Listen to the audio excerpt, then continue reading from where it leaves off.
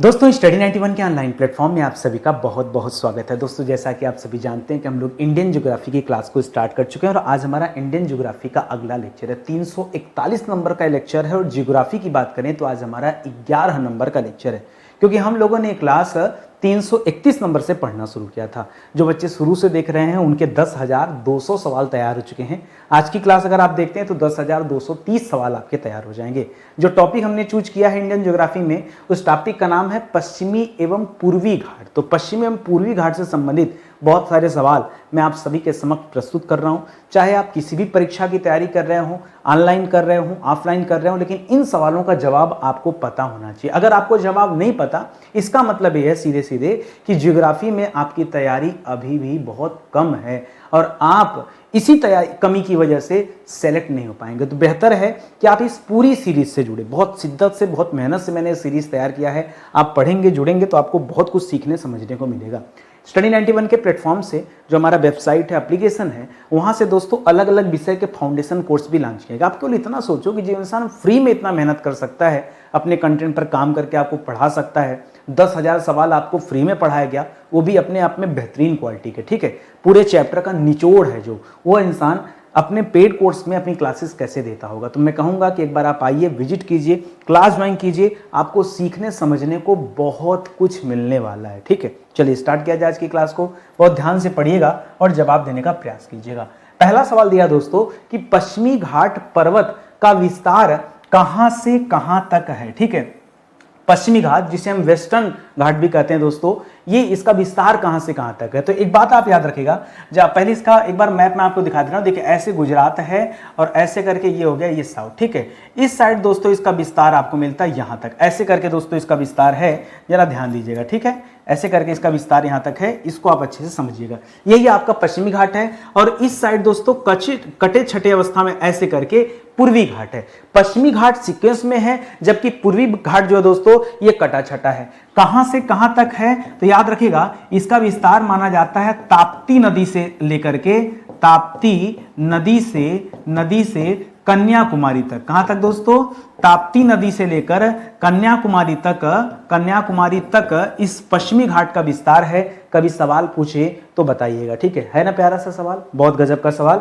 आगे देखिए, अगले सवाल पर आते हैं। अगला सवाल है कि किस पर्वतमाला को सह्याद्री के नाम से जाना जाता है। सह्याद्री कुछ अलग नहीं है, यही जो पश्चिमी घाट पर्वतमाला है, जो पश्चिमी घाट पर्वतमाला है, इसी पर्वतमाला को अन्य कई नामों से जाना जाता है। इसे सह्याद्री पर्वत भी कहा जाता है, इसे पश्चिमी घाट भी कहा जाता है, इसे वेस्टर्न घाट भी इंग्लिश में वेस्टर्न घाट कहा जाता है। ठीक है, तो इसको आप याद रखिएगा। ठीक है, तो ये भी अच्छा सवाल हो गया। तो सह्याद्री किसी और का नाम नहीं है। सह्याद्री किसका नाम है? ये पश्चिमी घाट पर्वतमाला का ही नाम क्या है? सह्याद्री है। इसको आप याद रखेंगे। ठीक है, अगला सवाल क्या कहता है? कह रहा कि उत्तरी सह्याद्री का सर्वोच्च शिखर कौन सा है। तो अब आपको ध्यान देना है कि अगर मान लीजिए कहीं पर सह्याद्री लिखा है तो सह्याद्री का मतलब क्या है? आपके दिमाग में तुरंत क्या आ जाना चाहिए दोस्तों? पश्चिमी घाट शब्द आ जाना चाहिए। यानी यहां पूछ रहा है उत्तरी पश्चिमी घाट, यानी उत्तरी पश्चिमी घाट बोले तो ये वाला हिस्सा हो गया ना उत्तरी। ठीक है, नीचे का हिस्सा दक्षिणी हो जाएगा। तो लिख रहा है दोस्तों उत्तरी पश्चिमी घाट का सबसे ऊंचा शिखर कौन सा है। जैसे कि पिछली क्लास में हम लोगों ने पढ़ा कि दक्षिण भारत की सबसे ऊंची चोटी, तो हमने पढ़ा अन्नामलाई पर्वत पर अन्नामलाई पर्वत पर दोस्तों अनाईमुड़ी जो चोटी है वो दक्षिण भारत की सबसे ऊंची चोटी मानी जाती है। जबकि नीलगिरी की जो सबसे ऊंची चोटी दोद्दा बेटा है वो दक्षिण भारत की दूसरी सबसे ऊंची चोटी मानी जाती है। यही हम लोगों ने पढ़ा ना। लेकिन आज सवाल थोड़ा अलग है। आज सवाल इस पश्चिमी घाट का है कि पश्चिमी घाट की सबसे ऊंची चोटी कौन सी है। तो याद रखेगा दोस्तों, इसका नाम है कलसूबाई। क्या नाम है? कलसूबाई। ठीक है, ध्यान आपको ये देना दोस्तों कि आप गलती से यहां पर अनाईमुड़ी मत बताइएगा। जो बच्चे पढ़ते नहीं हैं वो दक्षिण भारत और पश्चिमी घाट में कंफ्यूज हो जाते हैं। मैं नहीं चाहता आप कंफ्यूज होइए, मैं चाहता हूं आप एग्जैक्ट याद रखिए अंतर क्या है। दोद्दा बेट्टा किसकी सबसे ऊंची चोटी है? तो नीलगिरी की। अनाईमुड़ी किसकी सबसे ऊंची चोटी है? अन्नामलाई पर्वत की, जो कि दक्षिण भारत की सबसे ऊंची चोटी मानी जाती है। जबकि पश्चिमी घाट की सबसे ऊंची चोटी ये कलसुबाई है। कितने मीटर इसकी ऊंचाई है? तो लगभग 1650 मीटर। कितना दोस्तों? 1650 मीटर लगभग, ठीक है। 10-5 आगे पीछे रहेगा तो उसका दोष न दीजिएगा, ये लगभग आंकड़ा मैं दे रहा हूं दोस्तों। कलसुबाई ये उत्तरी सह्याद्री की सबसे ऊंची चोटी है। अच्छा, आप एक बात समझ सकते हैं, सवाल ये भी पूछ सकता था ना कि पश्चिमी घाट का सबसे ऊंची चोटी कौन सी है? ये आपसे नहीं पूछा। क्या पूछा सवाल? सवाल पूछा कि उत्तरी सह्याद्री का, यानी उत्तरी पश्चिमी घाट का। जब उत्तरी पूछा है, इसका मतलब है दक्षिणी से मुलाकात होना तय, ठीक है। अभी मिलेगा, दक्षिणी भी मिलेगा, घबराइए मत। कह रहा उत्तरी सह्याद्री का दूसरा सर्वोच्च शिखर कौन सा है? ठीक है, दूसरा सर्वोच्च शिखर। तो अभी हमने क्या पढ़ा दोस्तों? पहले याद रखिए, पहला सर्वोच्च शिखर कौन सा है? तो याद रखिएगा कलसुबाई नाम था। क्या नाम था दोस्तों? कलसुबाई। ये दोस्तों पहला सर्वोच्च शिखर था। लगभग कितना? 1650 मीटर। ये तो सबसे ऊंचा हो गया, ठीक है। और नंबर 2 पर कौन सा आता है दोस्तों? नंबर 2 पर आता है महाबलेश्वर, ठीक है। नंबर 2 पर कौन सा आता है? महाबलेश्वर। ये उत्तरी सह्याद्री का दूसरी सबसे ऊंची चोटी मानी जाती है महाबलेश्वर को, जो कि लगभग 1450 मीटर, 200 मीटर छोटा, 1450 मीटर इसकी ऊंचाई है। ये आप लगभग में याद रखिएगा, ठीक है। तो लगभग, हालांकि ऊंचाई इतना ज्यादा नहीं पूछा जाता है, बस इतना ही आपके लिए काफी है, ठीक है। तो ये होगा उत्तरी सह्याद्री। अगला सवाल देखिए, अगला सवाल क्या कहता है? अगला सवाल दे रहा है कि उत्तरी एवं दक्षिणी सह्याद्री की विभाजक रेखा कौन सी है?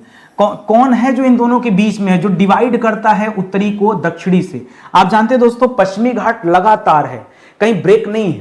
पूर्वी घाट कटे छठे अवस्था में है। और एक बात और बता दूं, अगर पूर्वी घाट कटे छठे अवस्था में नहीं रहता तो जो नदियां बहकर पूरब की तरफ जाती हैं, जैसे कृष्णा हो गया, कावेरी हो गया, गोदावरी हो गया, महानदी हो गई, ये अगर वो घाट जुड़ा होता तो ये नदियां पश्चिम बंगाल में अपना जल गिराती कैसे? पूरा पहाड़ चीर कर गिरा देती, संभव नहीं था। वो कटा छटा है, इसी वजह से नदियां उस पार चली जाती हैं। और पश्चिमी घाट की तरफ की नदियां क्योंकि लगातार है, इसलिए पश्चिम की तरफ नदियां जा ही नहीं पाती हैं। एक ही दो नदी जो पहुंचती हैं वो भी एस्चुरी बनाती है, जिसे हम ज्वार नदमुख कहते हैं। बात समझ में आ रहा है ना? तो यहां क्या लिख रहा है दोस्तों कि जो उत्तरी और दक्षिणी सह्याद्री है, इसका विभाजक रेखा कौन सी है दोस्तों? ना कोई पर्वत इसकी विभाजक रेखा है, ना कोई नदी इसकी विभाजक रेखा है। इसकी विभाजक रेखा है 16.5 डिग्री अक्षांश रेखा।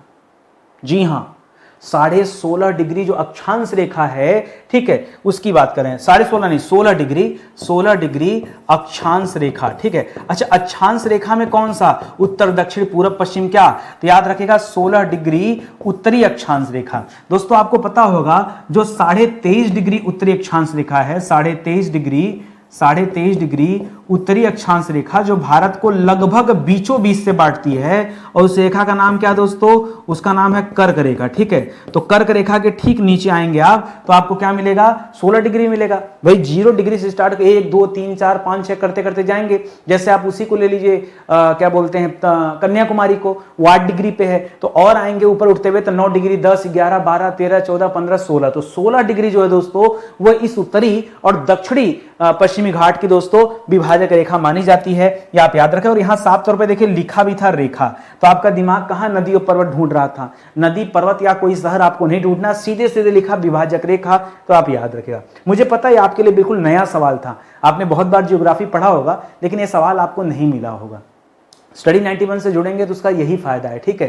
क्लास में हम कोई ऑप्शन नहीं देते, बिना ऑप्शन के पढ़ाते हैं। अरे ऑप्शन दे देंगे तो आप तो सब कुछ उत्तर ही आपके सामने हो गया, वो नहीं करना है, ठीक है। आइए आगे बढ़ते हैं दोस्तों।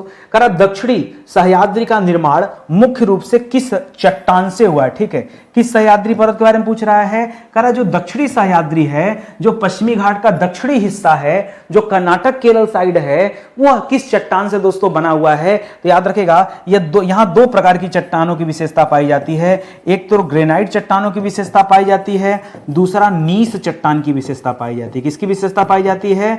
ग्रेनाइट और नीस चट्टान की विशेषता पाई जाती है। यानी ये किससे बना हुआ है? ग्रेनाइट और नीस से, ठीक है। इसको तो आप याद ही रख सकते हैं, ठीक है। आगे बढ़ा जाए, अगले सवाल पर आते हैं। एक एक सवाल मैं आपको बताऊंगा इस पूरे चैप्टर में। आज के बाद आपको कोई सवाल मिलेगा नहीं, और परीक्षा में इससे ज्यादा सवाल पूछा भी नहीं जा सकता, बस मैक्सिमम में पूछा जा सकता है, क्योंकि ढूंढ कर जब हम सवाल बनाते हैं तो हमें खुद ही कम पड़ जाता है। आगे देखिए, करा दक्षिणी सह्याद्री की का सर्वोच्च शिखर कौन सा है। चलिए इसी के साथ मैं आपको रिपीट करा देता हूं कि जब हम लोगों ने उत्तरी सह्याद्री पढ़ा था तो उसका जवाब क्या था। ठीक है, उत्तरी सह्याद्री। ठीक है, उत्तरी सह्याद्री में हमने दो चोटियों के बारे में पढ़ा, एक सबसे नंबर 1 पर, एक नंबर 2 पर। नंबर 1 पर हमने पढ़ा था दोस्तों कलसुबाई के बारे में। किसके बारे में पढ़ा था? कलसुबाई के बारे में। और कलसुबाई की ऊंचाई लगभग कितनी थी दोस्तों? 1650 मीटर थी। दूसरे नंबर पे बारे में पढ़ा था महाबलेश्वर के बारे में, महाबलेश्वर के बारे में। इसकी ऊंचाई कितनी थी दोस्तों? तो लगभग 1450 मीटर। बात समझ में आ गया ना? बस इतनी सी बात आप याद रखें। ठीक है, उत्तरी सह्याद्री। अब जो सवाल पूछा है यहां भी वही सवाल है। जिस तरह से उत्तरी सह्याद्री में आपने 2 पढ़ा, उसी तरह से दक्षिणी सह्याद्री में भी आपको 2 बताना है। तो दक्षिणी सह्याद्री का जो सबसे ऊंची चोटी है नंबर 1 पर, वो है दोस्तों कुंद्रेमुख। क्या नाम है उसका? उसका नाम है कुंद्रेमुख। आपने कुंद्रेमुख की खान का नाम भी सुना होगा ना। यहाँ पर लौह अयस्क के उत्पादन के लिए दोस्तों जाना जाता कुंद्रेमुख, इससे आप जानिएगा। ठीक है, और ये जो है ये इससे भी ज्यादा है दोस्तों। ये इसकी ऊंचाई है लगभग 1900 मीटर। ठीक है, यानी अब जो चीज आपको ध्यान देना, वो ध्यान ये देना है कि पश्चिमी घाट का उत्तरी हिस्सा कम ऊंचा है और दक्षिणी हिस्सा ज्यादा ऊंचा है। दिमाग में रहेगा बात ना?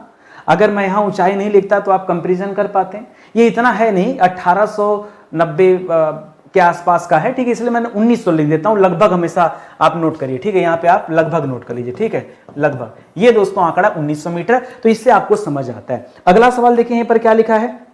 अगला सवाल दे रहा है कि दक्षिणी सह्याद्री का दूसरा सर्वोच्च शिखर कौन सा है। तो नंबर 1 का हो गया, और नंबर 2 का दोस्तों कौन सा है? याद रखेंगे, यहां हम किसकी बात कर रहे हैं? यहां हम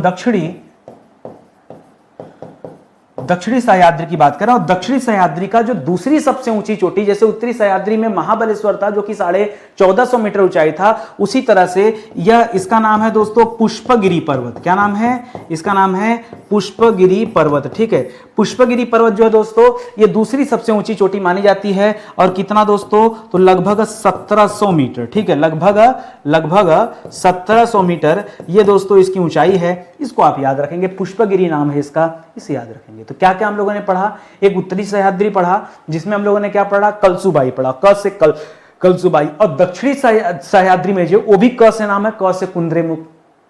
तो क से कलसुबाई और क से कुंद्रेमुख। और जो दूसरे नंबर का था उत्तरी सह्याद्री पर, वो था महाबलेश्वर। और यहां पर जो दूसरे नंबर का था वो था पुष्पगिरी। याद हो गया अच्छे से ना? डाउट नहीं ना? चलो, और दोनों की विभाजक रेखा कौन सी है? 16 डिग्री अक्षांश रेखा, 16 डिग्री उत्तरी अक्षांश रेखा। देशांतर नहीं, देशांतर देश को सीधा सीधा बांटता है, ऐसे खड़ी लाइनें होती हैं। अक्षांश लेटी हुई लाइनें होती हैं। ठीक है, इतना तो कॉमन सेंस से पता ही होगा। आगे बढ़ते हैं दोस्तों, अगले सवाल पर आइए। अगला सवाल दे रहा है कि महाबलेश्वर तथा हरिश्चंद्र किस पर्वत श्रेणी की प्रमुख चोटियां हैं। महाबलेश्वर के बारे में पढ़ा दोस्तों कि महाबलेश्वर दूसरी सबसे ऊंची चोटी है उत्तरी सह्याद्री का। ठीक है, उत्तरी सह्याद्री की दूसरी ऊंची चोटी दोस्तों, सेकंड नंबर की सबसे ऊंची चोटी हम लोगों ने पढ़ा। फिलहाल अभी हमसे पूछ रहा कि जो महाबलेश्वर है, जो हरिश्चंद्र है, ये किस पर्वत श्रेणी के अंतर्गत आता है। भैया एक ही तो पढ़ रहे हैं, वो है पढ़ रहे हैं पश्चिमी घाट। ठीक है, तो कंफ्यूज करने के लिए खाली आपको दे दिया है। किसका आप ही बताइए? पश्चिमी घाट। और डिटेल में पूछेगा तो क्या बताएंगे? उत्तरी पश्चिमी घाट। अब पश्चिमी घाट ऐसे याद रखिए, अगर और डिटेल में जानना चाहता है तो आप उत्तरी पश्चिमी घाट बताइए। यही आपने पढ़ा ना, कि पीछे कुछ और मैंने पढ़ाया। तो इतनी कॉमन सी चीज है, इसको आप अच्छे से ध्यान में रखिएगा। अगले सवाल पर आ जाइए। कह रहा पश्चिमी घाट पर्वत का पूर्वी ढाल कैसा है। किसकी बात कर रहा है दोस्तों? एक पश्चिमी घाट की बात कर रहा है और पश्चिमी घाट के पूर्वी ढाल की बात कर रहा है। यानी मान लीजिए ऐसे हमने एक मैप बनाया, इस तरह से मैप किया, और यहां पर दोस्तों ये जो पश्चिमी घाट है ये इसके पूर्वी ढाल की बात कर रहा है। ठीक है, यही तो है दोस्तों पूर्वी ढाल, यही तो पूर्वी ढाल। तो याद रखेगा जो पूर्वी ढाल है यहां से नदियां निकलती हैं। तो ये ढाल कैसा दोस्तों? पूर्वी ढाल, एक बात तो याद रखेगा ये मंद है, मतलब धीरे धीरे झुका हुआ है। और दूसरा याद रखेगा ये ढाल सीढ़ी नुमा है। कैसा दोस्तों? सीढ़ी नुमा है। अगर ऐसा नहीं होता तो पश्चिमी घाट से नदियों का उद्गम स्थल नहीं होता। जैसे उत्तर भारत की जो नदियां हैं वो अधिकतर नदियां हिमालय वाले क्षेत्र से निकलती हैं। मध्य भारत की कुछ नदियां जो अमरकंटक के आसपास से निकलती हैं, वहां जो पहाड़ी क्षेत्र वहां से निकलती हैं। उसी तरह दक्षिण भारत की जो नदियां हैं वो इस पश्चिमी घाट से निकलती हैं और इधर से बहते हुए इधर बंगाल की खाड़ी की तरफ चली जाती हैं। ये मैं पूर्वी घाट की बात कर रहा हूं। लेकिन अगर सवाल यहीं आपसे क्या कर दे, पश्चिमी घाट के बारे में पूछ दे, ठीक है, जैसे लिख रहा है कि पश्चिमी घाट का पश्चिमी ढाल कैसा है, ठीक है, पश्चिमी ढाल मतलब ये वाला ढाल, ठीक है, एक और मैप लीजिए, ठीक है, ठीक है, पश्चिमी ढाल मतलब इधर ढाल वाले की बात कर रहा है, ठीक है, ये हो गया आपका पश्चिमी ढाल, ठीक है। तो जो पश्चिमी ढाल है ये कैसा ढाल है दोस्तों, जो पश्चिमी ढाल है ये सीधा और खड़ा है, तभी तो नदियां यहां से निकलकर इधर जाना पड़ता है, नहीं जगह मिलता तो नदियां इधर चली जाती, इधर जा नहीं पाती, क्यों, वो ढाल बड़ा खतरनाक है। ये ढाल कैसा दोस्तों, ये ढाल तीव्र है, मंद की जगह क्या है, तीव्र है और खड़ा ढाल है, इसीलिए नदियां क्या करती हैं, पश्चिम साइड में ना आकर के पूरब साइड बढ़ कर चली जाती हैं। आई बात समझ में, बस इतना सा कॉमन सेंस है, इसको अपने दिमाग में बिठा लो तो काम आपका हो जाएगा। अगले सवाल पर आइए। अगला सवाल दे रहा है कि पूर्वी घाट एवं पश्चिमी घाट को जोड़ने वाली पहाड़ियां कौन सी है। अब आगे होता क्या दोस्तों, मैं आपको बता दूं, ये इस तरह से देखिए, इस तरह से मैप हो गया और इस तरह से मैप हो गया, इधर से पश्चिमी घाट आया और इधर से कटे छठे अवस्था में इधर पूर्वी घाट आ गया। ये पश्चिमी घाट और पूर्वी घाट आकर दोस्तों आपस में यहां मिल जाते हैं, दोनों मिल जाते हैं, और आपको बताना है कि कौन सी पहाड़ियां हैं जहां पर ये दोनों मिलते हैं। उस पहाड़ी का नाम है दोस्तों नीलगिरी पर्वत। क्या नाम है, उस पहाड़ी का नाम क्या है, नीलगिरी पर्वत है, याद रखेंगे, जहां पर पूर्वी घाट और पश्चिमी घाट आपस में आकर मिल जाते हैं, दोनों मिल जाते हैं, ठीक है। और इसी नीलगिरी पर्वत की जो सबसे ऊंची चोटी है उसका नाम क्या है, दोद्दा बेट्टा, वो दक्षिण भारत की दूसरी सबसे ऊंची चोटी है पूरे दक्षिण भारत में। पश्चिमी घाट सब ले लेंगे, वो कुंद्रेमुख हो गया, चाहे कलसुबाई आपने पढ़ा, महाबलेश्वर पढ़ा, पुष्पगिरी पढ़ा, उन सबसे भी ऊंची है, ठीक है। तो याद रखेंगे, यहां हो जाएगा आपका जवाब, ठीक है। तो इसको आप ध्यान रखेंगे। आगे बढ़ते हैं, अगले सवाल पर आते हैं। अगला सवाल दे रहा है कि पश्चिमी घाट की प्रमुख पहाड़ियों का उत्तर से दक्षिण का क्रम क्या है, ठीक है। पश्चिमी घाट दोस्तों कई सारी पहाड़ियों को मिलाकर बना है और उनका उत्तर से दक्षिण का क्रम बताना, तो सबसे उत्तर में कौन सा है और सबसे दक्षिण में कौन सा है यह बताना है। तो सबसे उत्तर की बात करेंगे तो सबसे पहले लिखिएगा दोस्तों, सर्वाधिक उत्तर में है नीलगिरी पर्वत। कौन सा दोस्तों, नीलगिरी पर्वत, ये सबसे ज्यादा उत्तर में है, ठीक है। ये इधर उत्तर दिशा है, ठीक है, उत्तर दिशा। हालांकि उत्तर दिशा हमेशा ऊपर होता है, दक्षिण नीचे होता है, लेकिन मैं आपको इसी सीक्वेंस में बता रहा हूं, ठीक है, उत्तर। और उसके बाद दोस्तों कौन सा है, फिर और अगर दक्षिण की तरफ बढ़ेंगे तो मिलेगा आपको अन्नामलाई पर्वत। क्या मिलेगा दोस्तों, अन्नामलाई पर्वत। अन्नामलाई पर्वत की ही सबसे ऊंची चोटी कौन सी है, अनाईमुड़ी है, दो दक्षिण भारत की सबसे ऊंची चोटी है, ठीक है। और इसके बाद क्या पड़ेगा, तीसरे नंबर पे कार्डेमम। क्या मिलेगा दोस्तों, कार्डेमम की पहाड़ियां, ठीक है, कार्डेमम जिसे हम इलायची की पहाड़ी कहते हैं, इलायची, ठीक है, कार्डेमम की पहाड़ियां, कार्डेमम की जो पहाड़ियां हैं ये पहुंच जाती कहां तक दोस्तों, कन्याकुमारी तक, ठीक है। तो ये हम बढ़ गए दोस्तों, उत्तर से दक्षिण की तरफ हम आ गए, यही आपको मैं समझाना चाहता हूं। तो कभी अगर सीक्वेंस इनका पूछता भी है तो सीक्वेंस आपको याद रखना पड़ेगा। ओके, आगे बढ़ते हैं। करा पूर्वी घाट पर्वत का विस्तार कहां तक है, कहां से कहां तक दोस्तों, तो पूर्वी घाट जो है दोस्तों ये उड़ीसा से लेकर कन्याकुमारी तक आता है। कहां तक आता है दोस्तों, कन्याकुमारी, तभी तो तमिलनाडु में आकर दोनों का मिलन हो जाता है। तो उड़ीसा से लेकर कन्याकुमारी तक, चाहे कन्याकुमारी दे सकता है या तो आप तमिलनाडु दे सकता है, ठीक है, तमिलनाडु एक ही बात है, ठीक है। तो उड़ीसा से लेकर तमिलनाडु तक ये पूर्वी घाट पर्वत का विस्तार है। बस याद रखना दोस्तों, ये पूर्वी घाट जो पर्वत है ये कटे छठे अवस्था में है, कटे छठे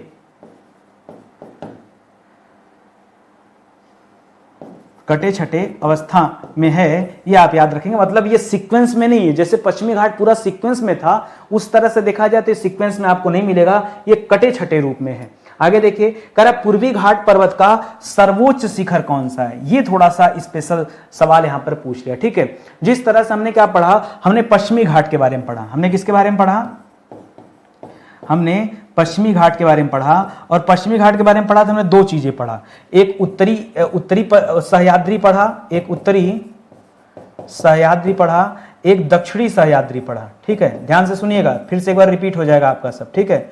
उत्तरी सह्याद्री पढ़ा, दक्षिणी सह्याद्री पढ़ा, फिर उत्तरी सह्याद्री की दो चोटियों के बारे में पढ़ा। हालांकि जो सबसे ऊंची चोटी यहां पर थी वो थी दोस्तों कलसुबाई। कौन सी थी, कलसुबाई। और जो सेकंड नंबर की चोटी थी, ठीक है, ये 1 नंबर पे था और ये 2 नंबर पे था। जो दूसरे नंबर पे पढ़ा वो क्या पढ़ा दोस्तों, महाबलेश्वर पढ़ा, महाबलेश्वर पढ़ा। और जो नीचे पढ़ा हमने दक्षिणी वाले में पढ़ा, यहाँ पर क्या पढ़ा दोस्तों, यहाँ पर हमने कुंद्रेमुख के बारे में पढ़ा। किसके बारे में पढ़ा? कुंद्रेमुख सबसे ऊंची चोटी पढ़ा, और दूसरे नंबर पे पढ़ा हमने पुष्पगिरी के बारे में। यही पढ़ा ना। ये था दोस्तों कहानी पश्चिमी घाट का। अब इसी तरह से पूर्वी घाट की कहानी क्या है? पूर्वी घाट का जो सर्वोच्च शिखर है वो कौन सा है दोस्तों? याद रखिएगा, उसका नाम है झिंडागड़ा। क्या नाम है? झिंडागड़ा। याद रखेंगे। अब आप मानने को तैयार नहीं, मुझे पता है। जब आप इसको ढूंढेंगे, मतलब उस पे गूगल वगैरह करेंगे, तो आपको झिंडागड़ा नहीं मिलेगा। इसके जगह पे आपको क्या मिलेगा दोस्तों? कुछ अलग नाम मिलता है, बट अभी उसके बारे में मैं नहीं बताऊंगा। अभी बताऊंगा तो आपको चीज दूसरी बात याद आ जाएगी। महेंद्रगिरी मिलता है। निकल गया, सुनिए पहले। अब दोस्तों होता क्या यहां पर, पहले ये समझिएगा। 2011 के पहले इसका जवाब अलग हुआ करता था, लेकिन 2011 में एक सर्वेक्षण टीम बनी थी। उस सर्वेक्षण टीम ने ढूंढा कि जो पूर्वी घाट है उसका सबसे ऊंचा शिखर दूसरा है, जिसका नाम है झिंडागड़ा, और ये विशाखापट्टनम में पड़ता है। लगभग 1690 मीटर दोस्तों इसकी ऊंचाई बताई गई। और ये जो झिंडागड़ा है दोस्तों, ये कहां मिला हमको? ये मिला हमको विशाखापट्टनम में। और विशाखापट्टनम कहां पर दोस्तों? विशाखापट्टनम जो है ये है आपके आंध्र प्रदेश में। अभी आगे और सवाल आएगा, तो यहां देखिए अब ज्यादा हो गया तो इसलिए आप कंफ्यूज हो सकते हैं। तो मैं चाहूंगा कि आपको थोड़ा और आगे लेके चलूं ताकि आपका कंफ्यूजन दूर हो। ठीक है, इतनी बात मेरी समझ में आ गई? आपको यहां कोई कंफ्यूजन नहीं ना? आगे बढ़े अगले सवाल पर, तो अभी आपको पूरा कंफ्यूजन आपका क्लियर हो जाएगा। एक चीज और बताना चाहूंगा, स्टडी 91 के प्लेटफॉर्म से जुड़िए। हम ज़्यादा किताबें नहीं बनाते हैं, बहुत लिमिटेड स्टॉक हमारे पास है, बहुत लिमिटेड किताबें हमारे पास है। लेकिन अगर आप हमारी किताबें पढ़ते हैं ना, तो आपको लगेगा पढ़ने के बाद कि सब दमदार किताबें, जबरदस्त किताबें हैं। आप एक मौका दीजिए स्टडी 91 को और पढ़िए। ये हमारा हेल्पलाइन नंबर है। किताबें आप ऑनलाइन परचेज कर सकते हैं। ठीक है, ऑफलाइन से कम कीमत पर दोस्तों किताबें ऑनलाइन मिल जा रही हैं। आप घर बैठे ऑर्डर कर सकते हैं, तो क्यों परेशान होना। ठीक है, तो जिन भी किताबों की जरूरत है आप उन्हें ऑनलाइन परचेज कर सकते हैं। स्टार्ट किया जाए आगे की कहानी को। अगला सवाल दे रहा है कि पूर्वी घाट पर्वत का दूसरा सर्वोच्च शिखर कौन सा है। ठीक है, अभी हमने बताया दोस्तों कि पूर्वी घाट जो पर्वत है इसका जो सर्वोच्च शिखर है, मतलब नंबर 1 का जो है, वो हमने क्या बताया दोस्तों? तो नंबर 1 पर हमने यहां बताया झिंडागड़ा। क्या बताया? झिंडागड़ा। इसकी ऊंचाई हमने कितनी बताई दोस्तों? लगभग 1690 मीटर दोस्तों इसकी ऊंचाई बताई। और एक चीज और याद रखिएगा, ये जो नया ढूंढा गया है ये 2011 में सर्च किया गया है। ठीक है, 2011 में इसको सर्च किया गया है, तब पता चला। इसके पहले लोग इसके बारे में नहीं जानते थे। इसके पहले लोग किसके बारे में जानते थे? जो मैंने बताया महेंद्रगिरी। और आज भी ज्यादातर जो है एग्जाम में आपको महेंद्रगिरी जवाब मिलता है, जबकि महेंद्रगिरी की ऊंचाई इससे बहुत कम है। महेंद्रगिरी केवल और केवल 1500 मीटर ऊंचा। भाई महेंद्रगिरी जो पर्वत है ये केवल 1500 मीटर ऊंचा है, जबकि झिंडागड़ा जो है वो 1690 मीटर ऊंचा है। कितने मीटर का डिफरेंस? लगभग 200 मीटर का डिफरेंस। मायने नहीं रखता, 200 मीटर, फीट नहीं। 1 मीटर में लगभग 3 फीट होता है, 200 मीटर में 600 फीट हो जाता है। 600 फीट का डिफरेंस है, कोई डिफरेंस नहीं है। 600 फीट, 6 फीट का आदमी होता है। एक आदमी के ऊपर एक आदमी खड़ा करते चले जाएंगे, जब 100 आदमी खड़े होंगे तब 600 फीट तक पहुंचेंगे। तब भी शायद नहीं, क्योंकि ऑन एन एवरेज देखा जाए तो आदमी 6 फीट का है ही नहीं, 5 साढ़े 5 फीट। तो उससे भी ज्यादा आदमी खड़ा करना होगा। तो ऊंचाई देखिए कितना डिफरेंस है। तो इसको आप याद रखेंगे। झिंडागड़ा ये नया डेटा है, इसलिए आप परेशान हो सकते हैं। आप जब स्टडी 91 पर आ गए हैं तो अपने आप को भैया हमें सौंप दीजिए।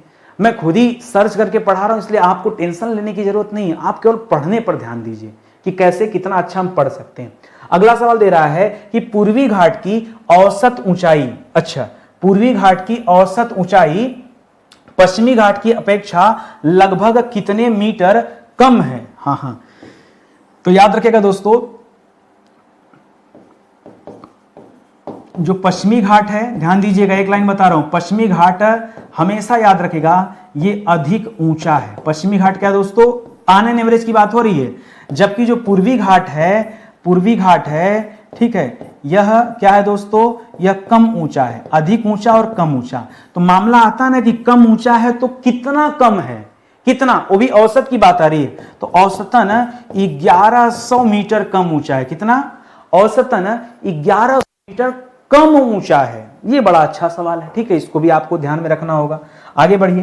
करा पूर्वी घाट के मध्य भाग में स्थित पूर्वी तथा पश्चिमी पहाड़ियों को क्रमशः किन श्रेणियों के नाम से जाना जाता है? तो याद रखेगा यहां पर ऐसे याद रखिए, ये जो पूर्वी पहाड़ियां हैं इनका अलग नाम है और जो पश्चिमी पहाड़ियां हैं इनका अलग नाम है। क्योंकि ये वाला हिस्सा दोस्तों मोस्टली कहां पड़ता है, आंध्रा वाले बेल्ट पर, तो याद रखिएगा यहां कोंडा शब्द होता है, एक वेलिकोंडा एक पालकोंडा। तो जो पूर्वी वाला है उसका नाम है वेलिकोंडा और जो पश्चिमी वाला है उसका नाम है पालकोंडा। तो याद रखेंगे आप लोग, वेलिकोंडा और पालकोंडा, ये दो आप याद रखेंगे, ठीक है। वेलिकोंडा और पालकोंडा ये पूर्वी घाट के मध्य, मैंने आपसे कहा ना कि पूर्वी घाट कटे छठे अवस्था में, तो उसके बीच में जो छोटी छोटी पहाड़ियां हैं उन पहाड़ियों के बारे में मैं बता रहा हूं, वो वेलिकोंडा और पालकोंडा है। वेलिकोंडा, मुझे लग रहा है मैंने मात्रा है गलत कर दिया, वेलिकोंडा, वेलिकोंडा, ठीक है। वेलिकोंडा आप ऐसे कर लो, ठीक है। वेलिकोंडा की पहाड़ी है, ये पूर्वी तरफ है और पश्चिमी तरफ में क्या मिल जाएगा, पालकोंडा की पहाड़ी मिल जाएगी, ठीक है। तो उसे भी याद रखेगा। अगला सवाल दे रहा है कि पूर्वी घाट में शिखरों की आकृति कैसी है। जो शिखर है पूर्वी घाट के, पूर्वी घाट, और पूर्वी घाट में दोस्तों आपने सर्वोच्च शिखर क्या पढ़ा, पूर्वी घाट में आपने सर्वोच्च शिखर कौन सा पढ़ा, तो सर्वोच्च शिखर में जो नंबर 1 पर पढ़ा वो पढ़ा दोस्तों झिंडागड़ा। क्या पढ़ा दोस्तों, वो पढ़ा आपने झिंडागड़ा, ठीक है, ये पढ़ा। और दूसरे नंबर पे दोस्तों आपने क्या पढ़ा, दूसरे नंबर पे आपने पढ़ा महेंद्रगिरी। क्या पढ़ा, महेंद्रगिरी, यही पढ़ा, ठीक है। अभी आपसे सिर्फ आकृति पूछ रहा है, याद रखिएगा यहां पर शिखरों की आकृति जो है वो कटीली है। कैसी है दोस्तों, कटीली, ठीक है। शिखरों की आकृति कैसी दोस्तों, कटीली। आपको परीक्षा में भी यही ऑप्शन मिलने वाला है, ठीक है। तो बेहतर है जो शब्द मैं लिख रहा हूं ना आप एज इट इज उसे वैसे ही याद कर लो। अगला सवाल करा, किसी स्थली भाग के दोनों ओर के स्थल खंडों के नीचे धंस जाने से मध्य का भाग पर्वत की तरह ऊंचा रह जाता है, उसे क्या कहलाता है, ठीक है। अब सुनिए, करा किसी, मान लीजिए ऐसे कोई स्थली भाग था, सपोज करिए ऐसे क्या था दोस्तों, कोई स्थली भाग था, यही आपसे बोल रहा ना। फिर क्या बोला, फिर कह रहा स्थली भाग के दोनों ओर के खंड नीचे धंस गए। मान लीजिए ये वाला जो हिस्सा था दोस्तों, ये यहां से खंड क्या चला गया, नीचे चला गया, ऐसे नीचे चला गया। ये वाला भी खंड दोस्तों नीचे चला गया। तो अब इसकी आकृति कैसी हो गई होगी, ऐसी हो गई होगी। देखिए ध्यान से, ठीक है, क्योंकि ये हिस्सा दोस्तों नीचे जा चुका है, ये हिस्सा नीचे जा चुका है और ये हिस्सा भी नीचे जा चुका है, लेकिन ये हिस्सा दोस्तों अभी भी ऊपर ऐसे पड़ा हुआ है। तो दोस्तों आपको कह रहा है कि जो हिस्सा उठा हुआ रह जाता है पर्वतों की तरह, इसे क्या कहते हैं दोस्तों, इसी को कहते हैं ब्लॉक पर्वत। क्या कहते हैं, इसका नाम क्या है, इसे कहते हैं ब्लॉक पर्वत, ठीक है। ब्लॉक पर्वत है, या फिर इसे कहते हैं भ्रंशोत्थ पर्वत, ठीक है। भ्रंश के कारण ऐसा हुआ है, ठीक है, इसे कहते हैं भ्रंशोत्थ पर्वत। भ्रंश मतलब धंस जाना, अगल बगल की जमीनें जब धंस गई तो बीच का हिस्सा उठा रह गया, और जब बीच का हिस्सा उठा रह गया तो उसी को भ्रंशोत्थ पर्वत कहते हैं या इसी को ब्लॉक पर्वत कहते हैं। कोई दिक्कत है आपको, पूछता है ऐसे, मैं चाहता तो बिना मैपिंग के भी, लेकिन मैप से क्या होता है ना, चीजें और क्लियर हो जाती हैं, ठीक है। तो इसको आप अच्छे से याद रखिएगा। समझ में आ रहा है ना, यहाँ पे कलर्स अलग कर दूं। ये देखिए धरती क्या हो गई, यहाँ पे ये धरती नीचे की तरफ क्या हो गई, धंस गई, ये धंस गई। यहाँ पे धरती नीचे की तरफ क्या हो गई, धंस गई, ठीक है। तो जो बीच वाला हिस्सा हो गया वो अपने आप उठा रह गया। बस इतनी सी कॉमन सी बात है और कुछ है ही नहीं यहाँ पे। आगे बढ़िए, करा नल्लामलाई पहाड़ी किस राज्य में स्थित है।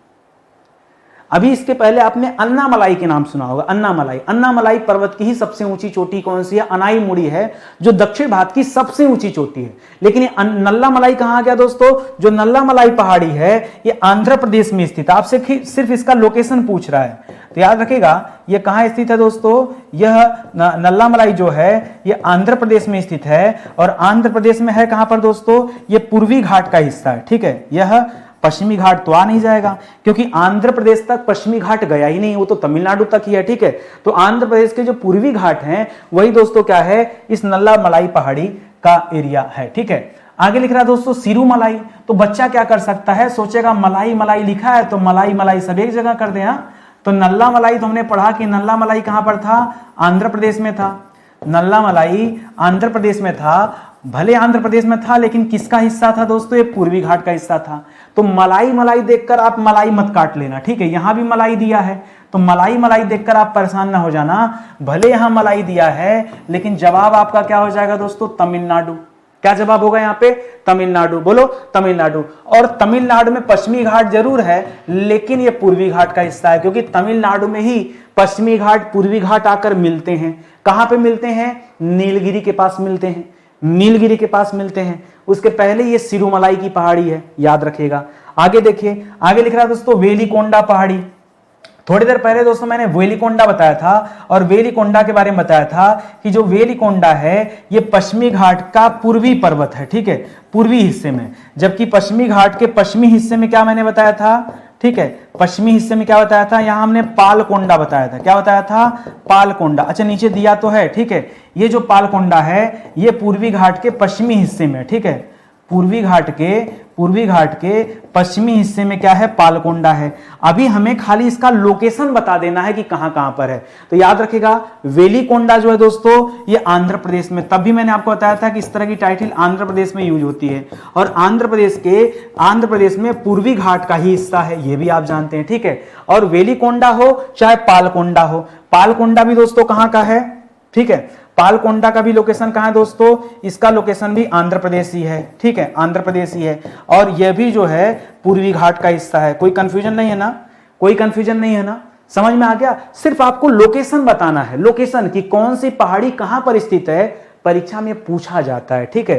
तो आप पहले से अलर्ट रहेंगे तो ज्यादा बेहतर है। हम लोग पश्चिमी घाट पूर्वी घाट से संबंधित जितने भी सवाल हैं उन सभी सवालों को कवर कर रहे हैं। अगला सवाल है पंचमलाई। सर पंचमलाई से रुकिए, अभी आपने पीछे नल्ला मलाई पढ़ा है, क्या पढ़ा, नल्ला मलाई पढ़ाया और बताया कि जो नल्ला मलाई है ये आंध्र प्रदेश में है। कहां है, आंध्र प्रदेश में। फिर सर इसके बाद आपने सिरू मलाई के बारे में बताया, किसके बारे में बताया, सिरू मलाई, ठीक है, सिरू मलाई, खूब मलाई खिलाया और यहीं पर आपने सर बता दिया कि अब ये मलाई जो है ये तमिलनाडु में है। सर अभी तीसरी मलाई आ गई पंचमलाई। बेटा ये तीसरी मलाई नहीं है, ये पांचवी मलाई है, पंचमलाई पांचवी मलाई है। ये मलाई कहां पर दोस्तों, ये मलाई भी दोस्तों तमिलनाडु में। कहां पर है, ये मलाई तमिलनाडु में है पूर्वी घाट का हिस्सा, ये आपको ध्यान देना है। लेकिन लोकेशन क्या है दोस्तों, लोकेशन तमिलनाडु है। तो सिरू मलाई और पंचमलाई ये दोनों तमिलनाडु के लोकेशन वाले हो गए। आगे देखो नगारी पहाड़ी कहां पर है, ठीक है। एक हम लोगों ने पढ़ा था नागा पहाड़ी, क्या पढ़ा था, नागा पहाड़ी। तो नागा पहाड़ी तो बच्चा बच्चा जानता है। नागा पहाड़ी कहां दोस्तों, नागा पहाड़ी आपके नागालैंड में स्थित है। कहां स्थित है, नागालैंड में स्थित है। लेकिन यहां पर दोस्तों नगारी पहाड़ी है, ये नागा नहीं है, ये नगारी पहाड़ी है। और नगारी पहाड़ी दोस्तों कहां पर स्थित है, याद रखिएगा ये आंध्र प्रदेश में स्थित है। और किसका हिस्सा है, आंध्र प्रदेश में है। तो एक बात तो पक्का है कि सर ये पूर्वी घाट का हिस्सा है। किसका, पूर्वी घाट का। जवादी की पहाड़ियां दोस्तों कहां पाई जाती है, परीक्षा में आता है जवादी पहाड़ी कहां पाई जाती है। जवादी पहाड़ी दोस्तों ये आपके तमिलनाडु में स्थित है। जवादी पहाड़ी कहां स्थित है, ये तमिलनाडु में स्थित है। और किसका हिस्सा है, यह भी पूर्वी घाट का हिस्सा है, जवादी पहाड़ी। बहुत अच्छे अच्छे सवाल दोस्तों ढूंढ के मैंने रखे हैं। ये परीक्षा में अगर आपने इतना पढ़ा ना तो जान लीजिए चैप्टर का निचोड़ है। आप अपना एक बार कॉपी ओपन कीजिए और देखिए कि आपने ऑनलाइन पढ़ा या ऑफलाइन पढ़ा, तो पश्चिमी घाट पूर्वी घाट वाले चैप्टर में ये सारी बातें मेंशन हैं या नहीं है। यदि मेंशन ना हो तो कॉपी कलम लीजिए और लिखना शुरू कीजिए, मेंशन कीजिए। क्योंकि जब कभी सवाल बनेगा ना तो सवाल इसी के इर्द गिर्द से बनता है, कहीं बाहर से सवाल नहीं आता है। और आप पहले से तैयार है, लिखे रहेंगे तो आप रीड करते रहेंगे ना तो फिर कोई मतलब नहीं निकलेगा। आगे बढ़े दोस्तों, सेवराय के पहाड़ी। हाँ सर अब आपकी बात पे भरोसा हो गया कि ये सब परीक्षा में आता है, क्योंकि हमने कई बार देखा है, पूछा है परीक्षा में सीधे सीधे कि सेवराय की पहाड़ियां कहां पर स्थित हैं। सेवराय की पहाड़ियां कहां स्थित है दोस्तों, ये तमिलनाडु में स्थित है। कहां पर है, तमिलनाडु में। तमिलनाडु में दोस्तों किसके अंतर्गत आती हैं, ये पूर्वी घाट के अंतर्गत आती है। सेवराय की पहाड़ियां पूर्वी घाट के अंतर्गत आती हैं। अगले सवाल पर आइए। अगला सवाल दे रहा है कि पूर्वी घाट की सबसे ऊंची चोटी। अब पूछेगा तो क्या बताएंगे, तो सर अब तो क्लियर हो गया ना कि सबसे ऊंची चोटी कौन सी है। सबसे ऊंची चोटी है झिंडागड़ा। क्या नाम है, झिंडागड़ा, ये सबसे ऊंची चोटी है। और कितना, 1690 मीटर। क्या आप कभी महेंद्रगिरी आप बताएंगे, नहीं बताएगा, महेंद्रगिरी मत बताइएगा। अगर कोई आपसे लड़ाई करेगा तो क्या करेंगे, तब उसको बताइएगा कि जो महेंद्रगिरी है वो 1500 मीटर है। आप डेटा सर्च करें, फिर भी नहीं मानेगा तो उसको बताइएगा कि जो महेंद्रगिरी है, महेंद्रगिरी 2011 के बाद ये डेटा चेंज हो गया है। ठीक है, 2011 में एक वैज्ञानिकों की टीम ने सर्वेक्षण किया तो पाया कि झिंडागड़ा दोस्तों सबसे ऊंची चोटी है। इसलिए आपको अपना डेटा यहां पर चेंज करने की जरूरत है। और लोग क्या करते हैं नहीं पता, आप स्टडी 91 के स्टूडेंट हो तो आप सही जानिए। अगला सवाल, पूर्वी घाट मुख्य रूप से कितने राज्यों में फैला हुआ है। ठीक है, तो पूर्वी घाट दोस्तों ये 4 राज्यों में फैला हुआ। कहां से स्टार्ट होता है, यह उड़ीसा से शुरू होता है, उड़ीसा से आगे बढ़ता है तो आंध्रा में आ जाता है। आंध्रा से आगे बढ़ता है तो तमिलनाडु तक चला आता है। बस बच्चा यहीं पर आकर रुक जाता है, सोचता है कि सर राज्य तो 3 ही है, यही 3 राज्य, सर चौथा राज्य कहां से आ गया। भैया यहां पे आप कंफ्यूजन में आ रहे हैं। मैं बता दूं, ये उड़ीसा से ना स्टार्ट होकर ये पश्चिम बंगाल से शुरू होता है। कहां से स्टार्ट होता है? इसकी श्रृंखलाएं जो है दोस्तों, ये पश्चिम बंगाल से टच में है। जैसे पढ़ने को हम भले कहते हैं हिमालय के बारे में, लेकिन हिमालय म्यांमार तक चला गया है। म्यांमार में जो अराकान योमा है वो भी हिमालय का विस्तार ही है।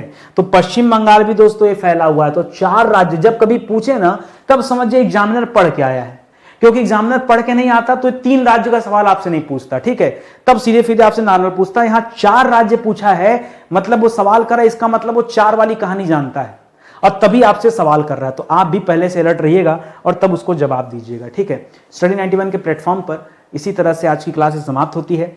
ऐसे विषय जो पूरी तरह से पढ़ा दिए गए, इंडियन ज्योग्राफी मैंने काफी पहले लगभग 70-75 लेक्चर में ऑनलाइन यूट्यूब पर ही दोस्तों पढ़ा के समाप्त किया था। उसके नोट्स भी देखिए अवेलेबल है, इंडियन ज्योग्राफी का नोट्स भी अवेलेबल है, आप वीडियोस भी देख सकते हैं, एक एक चैप्टर के ऊपर डिटेल में वीडियो देख सकते हैं, ठीक है। यहाँ पर जो भी आपको प्लेलिस्ट नजर आएगी, अभी 4 आपको प्लेलिस्ट नजर आएगी, यहाँ पर मैं मेंशन कर दे रहा हूँ। इंडियन ज्योग्राफी की प्लेलिस्ट, वर्ल्ड ज्योग्राफी की पुरानी वाली प्लेलिस्ट और मैपिंग की प्लेलिस्ट, पुराने वाले क्लास का अपडेट कर रहा हूँ दोस्तों, इसको आप देख सकते हैं, ठीक है। और बाकी आप दूसरे विषय भी पढ़ना चाहते हैं तो उसके भी नोट्स अवेलेबल हैं। पीडीएफ दोस्तों इसका प्रोवाइड कर दिया जा रहा है आपको स्टडी 91 के वेबसाइट पर, एप्लीकेशन पर, वहां जाके आप पीडीएफ भी डाउनलोड कर सकते हैं। सीक्वेंस में सारी क्लास दे दी गई है, आप वहां से अपनी अच्छी तैयारी कर लीजिए, ठीक है। तो चलिए आज का सेशन ही समाप्त होता है, मिलते हैं दोस्तों अगले लेक्चर में, तब तक के लिए बहुत बहुत धन्यवाद आप सभी का। जय हिंद, जय Bharat, thank you so much.